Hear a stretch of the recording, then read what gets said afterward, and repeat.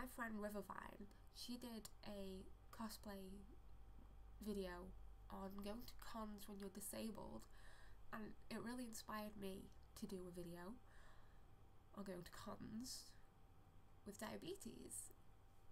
People don't really, I think people don't class it as being disabled, so to speak, but it is classed as a disability.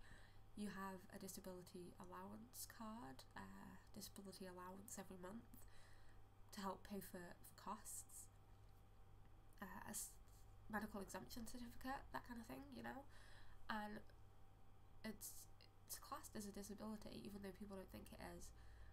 And like River said, because you don't look disabled on the outside, people either won't believe you or won't think that person could be disabled. Okay, the first things first, because I know if anyone out there is diabetic, type 1 I'm talking, I don't know a lot about type 2 because I'm type 1. I'll give you a backstory. Okay, here we go. I was 15, I'm 18 now, so I've had it for 3 years. I was diagnosed in January 2008, and it was a long process. I think for some people it's quicker, for some people it's longer. For me it was long. I lost a lot of weight, blah blah, you know, I had all the symptoms.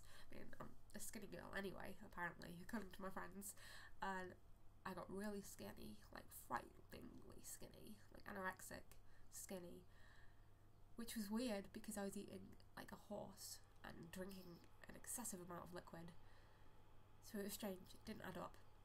Basically I went to and from the doctors for a while. They kept misdiagnosing me, saying it was hormones, my age, stuff like that, and then eventually they diagnosed me. I think my blood sugar was way over 30s, and they actually said to my parents that if they'd waited any longer to get my blood taken, I would have died within the week, basically. And I think the first thing people do when they get told that is denial. Now, personally, I didn't. I just accepted it. I mean, I think there were a couple of nights when I got home from the hospital the first week that I was a little bit upset. But after that, I think you kind of have to accept it. There's nothing you can do about it, so yeah.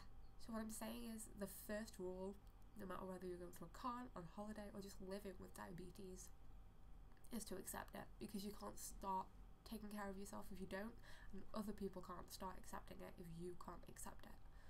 So that's the first rule. Numero 1. Numero 2. Tell people.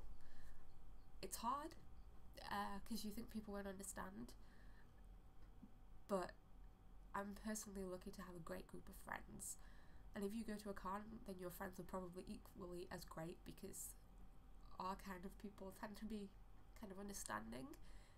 So yeah, tell people, because if you don't, then they can't look after you.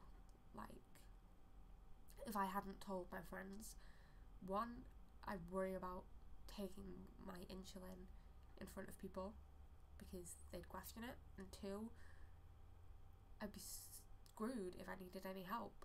Like, if I was hypoing and couldn't go and get myself some chocolate or a sugary drink, I'd be stuffed.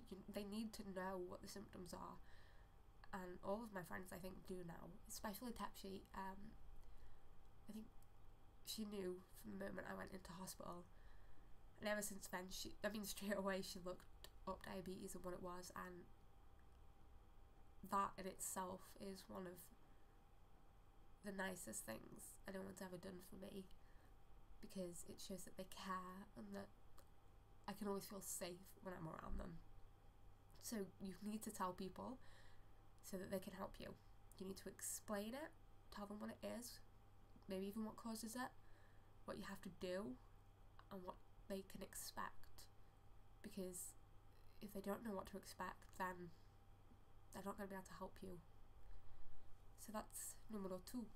Numero 3 is to take everything with you, from your insulin to extra needles, to your blood sugar kit, to your Meditag, which you need, to a medical exemption certificate, to extra sweets and extra carbs.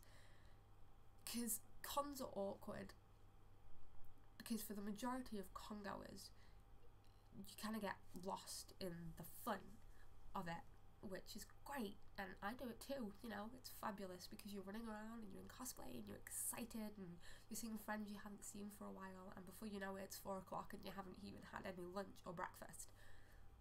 But as a diabetic, you need to, because if you don't, probably going to end up either unconscious or not very well at all, and that will ruin the con for you and probably for your friends because they'll be worrying about you. So make sure you eat food. If I'm going on a day con, I always have a fairly substantial breakfast before I go, and make sure I've got something in my bag, like a chocolate bar and some crackers maybe, and some water, because dehydration is important regardless of diabetes or not. So do that, make sure you've had a substantial breakfast, and again, tell your friends, because then they will make sure you get lunch. If you forget, one of them will remember, especially when you start going quite pale and shaky. They'll think, we need to get food in her stat. So make sure to do that, make sure to go and get your food and make sure that your levels are steady. As for breakfast, if you're staying away at a con, which I do sometimes, like October and May, especially May when it's hot, your levels can act up in the heat, so make sure to take something for breakfast. I take sometimes those packets of Scotch pancakes. They're quite good because they're quite carby, and you can take them in your bag and just keep sort of shoveling them in your mouth, especially if you can't eat in the mornings, because I know some people can't. Belvita bars, you get like 6 packs of 4, and they're like little cereal biscuits. They're gorgeous. I eat them at work, so I mean, I've only just discovered them recently, but take them to cons because they're great, especially to snack on even throughout the day, not just for breakfast. They're good. Yeah, so eating is a big one. Make sure you check your levels before you go to sleep, so you can go to a vending machine and make sure you've got a sugary drink by your bedside table in case of those pesky 3 AM hypos, because you don't want to do that in a hotel and not have anything with you.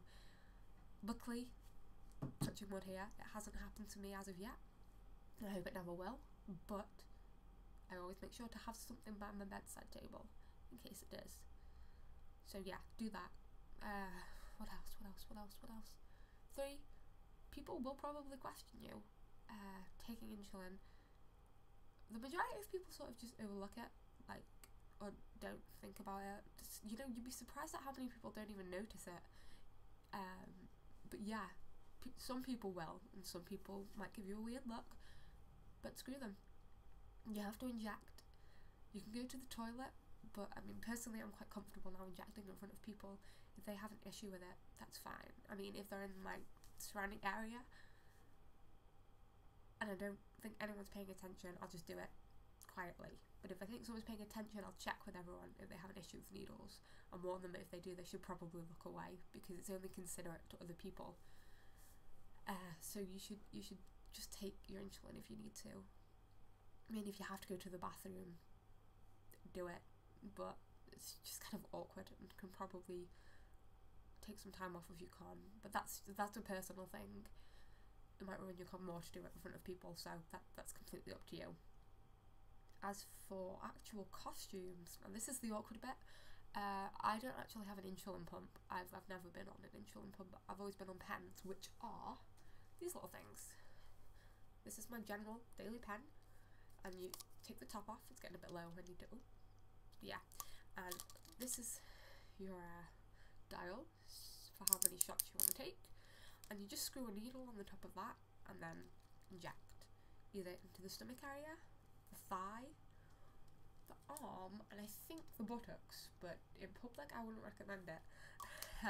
So costumes can be awkward, especially if you're in like a catsuit or full length dress. You've got to make sure, okay, times like that, you'll probably have to go to the bathroom unless you want to flash your indecencies to the entire con or restaurant you're in. So, sorry, my dad's watching the racing. Apparently someone just won.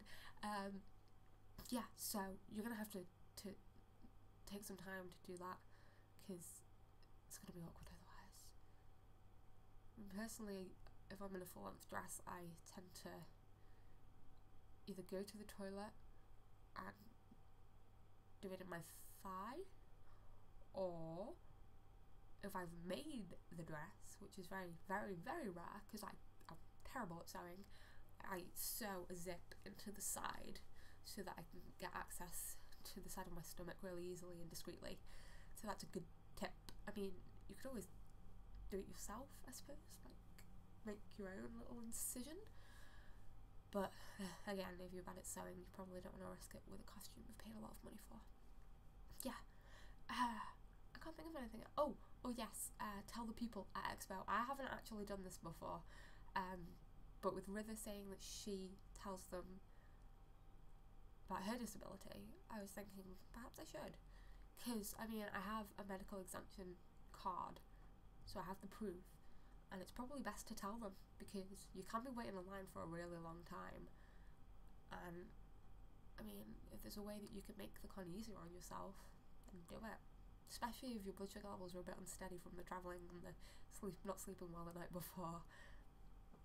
So I'm gonna try that. I'll let you know how that goes. This video is probably going on really long. I'm sorry for rambling. I'm trying to think of anything else. I talk about alcohol and diabetes, but I don't personally drink, so I can't really give you much advice on that. Just to be careful and make sure, because if you want to drink, the most important thing is to take your blood sugar, check your levels. You need to do that. I know it hurts. My fingers are like pin cushions, but you've got to, or you're never going to know where you are until you're too far gone. So yeah, just tell people and generally have a great time and be careful, but don't let it rule the convention. Like, as long as you make sure to eat properly and keep an eye on your levels when you can, you should be fine. I've never really had much trouble except for October, when I had a really bad hypo, which is what it's called when your blood sugar's low, but because I told my friends, Tepshi and Zigalicious ran off and they got me a panini and a muffin and some full strength pop, and I was fine. You know, they know exactly how to take care of me, exactly what I need. They sat me down, let me eat my food, and they don't care. You know, you think getting them to sit down will ruin their con, but they're probably looking for a sit down themselves. I don't know if you noticed, but cons are tiring, and any excuse to have a seat and chat for a while is a good one. So yeah, be careful regardless of whatever disability you have. Just take care of it, bring your medication, and make sure people are aware of it. That's all you can do, and everything should go fine. So go enjoy your cons, people. It's getting late, not late, but late evening, and I need to go and have some tea because I'm sick. I was off work on Friday. So yeah, go and eat food. That's what I must do now. Bye YouTube, and keep an eye out for some videos that should be coming up soon. When I get rid of my cold, I'm going to try and make a cover of Disney's Tangled. So keep an eye out for that, and happy diabetes if you have it, and I'll see you all in Telford. It's going to be super fun.